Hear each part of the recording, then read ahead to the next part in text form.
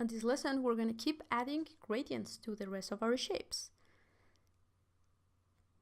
So just as before, we're going to go to our gradient window and move around the values until you are happy with it. Now I'm going to select this one, and you can see how this one is not completely white. It's kind of reflecting the floor, so it's blue.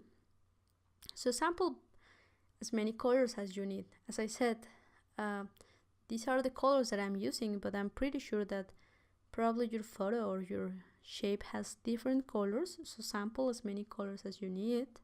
Keep dragging them on the gradient tool and just see where the light is coming from. So for example, on this blue shape, I can see that the lighter values are actually coming from inside, probably because of the reflection of the light right there on that part of the shape. So instead of being darker, it's actually kind of lighter, which is probably a little bit odd, but this is just how it's looking on the photo, so that's correct even when it doesn't sound like.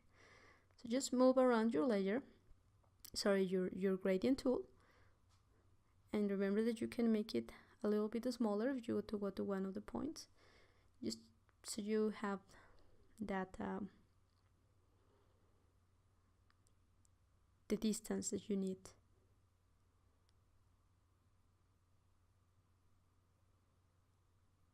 And once you have the shape ready, what I was doing there, or what I'm going to be doing, is placing the shapes where they need to be. So for example, that one has to be on the back. I sample the gradient and I'm going to send this one, or actually bring this one to front. So again, right click, arrange, bring to front, or just Control Shift close bracket.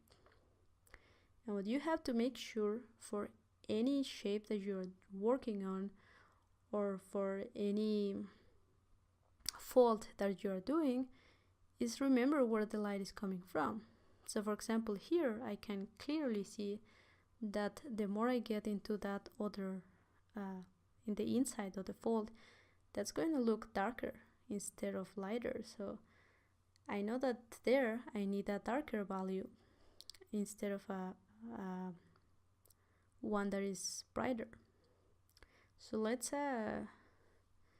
keep placing the shapes where you need them to be.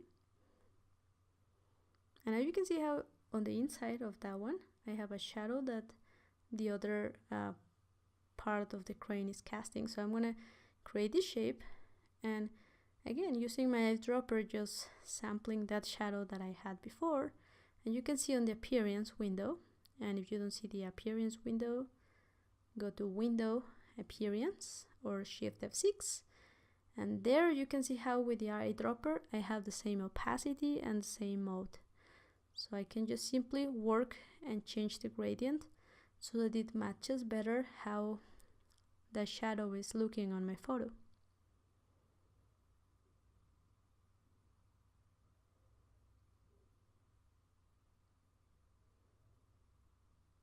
Once I have it ready, I'm going to repeat the same process just by cutting it, pressing Ctrl X, going to my drawing side mode, Ctrl Shift B to paste in place, and just double click outside to go outside that drawing side mode and go back to draw normal.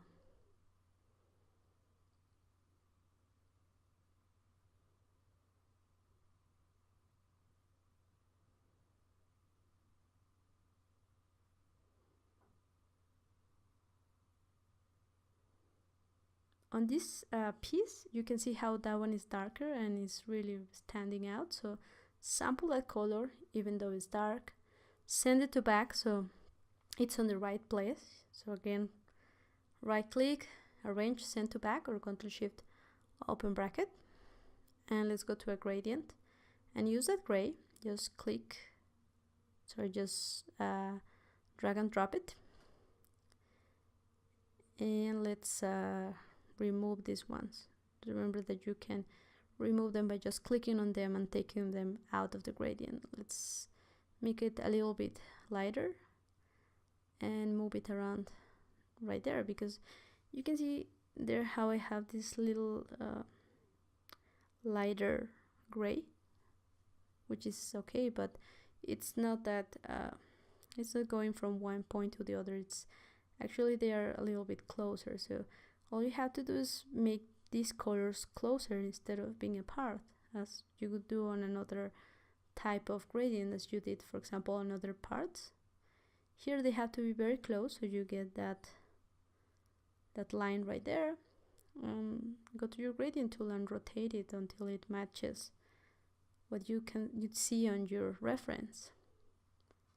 So as you can see, so far we have been trying to observe what the photo is showing us, where the light is coming from and where are the darker and the lighter colors. So maybe they are on one side or maybe they are on the other.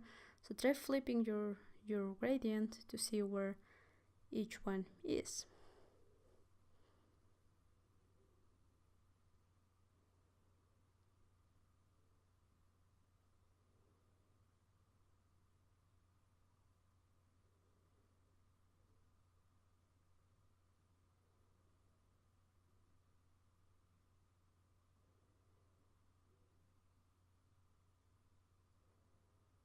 Another tip that I could give you is that if you know that, for example, that part is going to be a little bit darker, try to sample a gradient that you created that is also a little bit darker.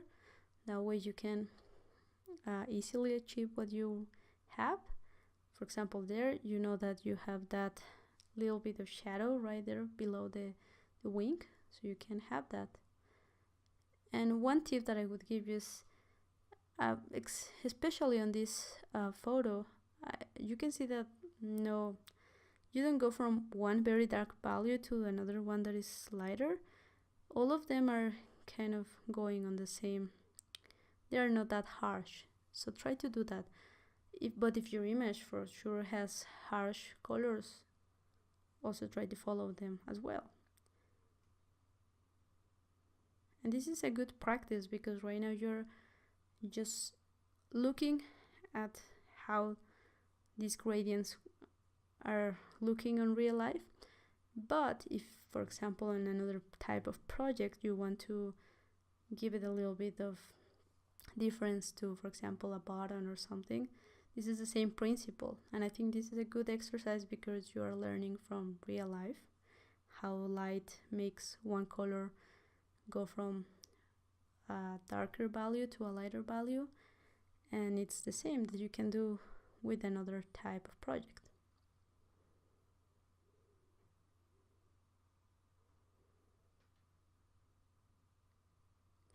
So in the case of this wing, you can see how I have a little bit darker, so I can go there and adjust that.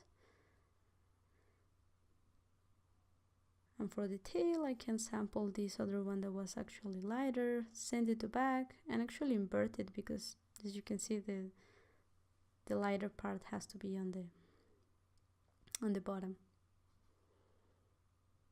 Now here you can see how I have a little shadow that is actually going between these two parts, and that shadow is also like the one on the neck of the crane. It's because the folding that is happening right there. And actually that shadow is on the triangular shape, just as you can see it right there. So what I can do is go to my pen tool and just make a point there by clicking on that existing path. And I can do that, and maybe I can flip it. And another thing that you can do is that maybe this gradient doesn't need to go from one color to the other. You can maybe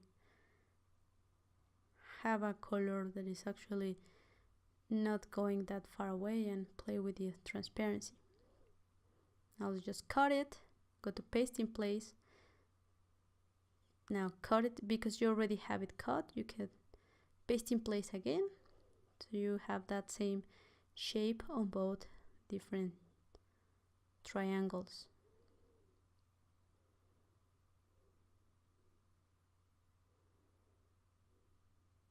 And now finally we're going to work on the back wings.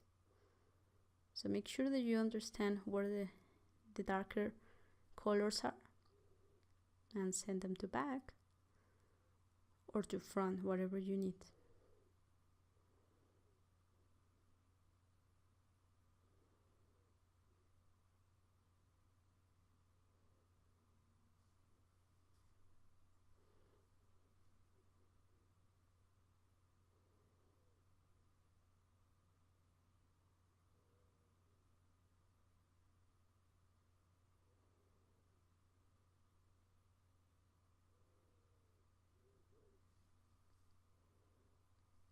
And you can see here on this wing how I tried to make that fold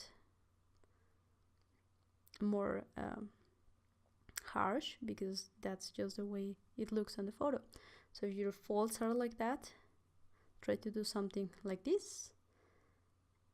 And now that you have all the pieces of the crane ready, all you have to do is go and make a background, because just as in my reference, we need a blue background. So what I can do is just go to my shape tools, go to my rectangle tool, or press M on my keyboard, create a rectangle around my canvas, and just sample that blue color with my eyedropper, or pressing I on my keyboard, and just send it to back by right click, arrange, send to back, or Ctrl Shift open bracket.